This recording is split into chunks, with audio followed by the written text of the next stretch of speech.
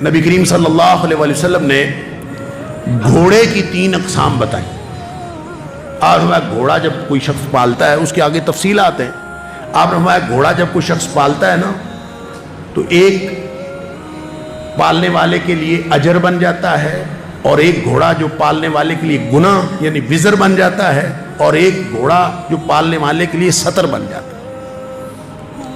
وزر کا مطلب گناہ یا بوجھ، یعنی وہ کوئی شخص اگر پالتا ہے کہ لوگوں کو شو آف کرنے کے لیے، دیکھیں میرے پاس کتنا قیمتی گھوڑا ہے، آج کے دور میں گاڑی سمجھ لیں، تو وہ اس کے لیے گناہ ہے۔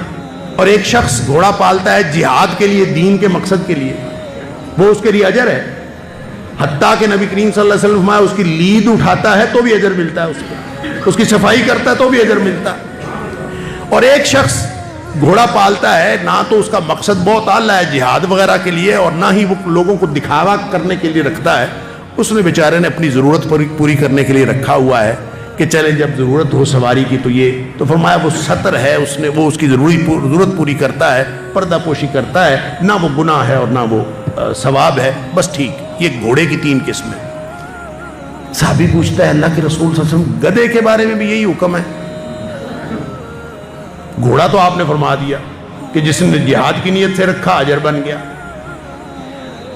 اور دکھلاوے کی نیت سے رکھا گناہ بن گیا، اور اگر اس نے اپنی ضرورت پوری کرنے کے لیے رکھا تو پھر اس کا وہ ستر ہے، اس کی ضرورت پوری کرتا ہے۔ تو کیا گدھے کے بارے میں بھی یہی حکم ہے؟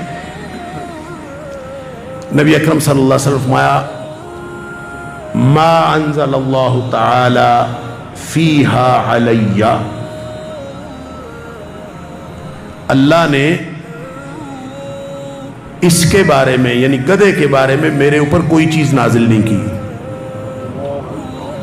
گویا وہ جو گھوڑے کے بارے میں نازل کیا ہے وہ اللہ نے نازل کیا ہے۔ اللہ نے گھوڑے کے بارے میں تو نازل کی ہے، گدھے کے بارے میں نازل نہیں کی۔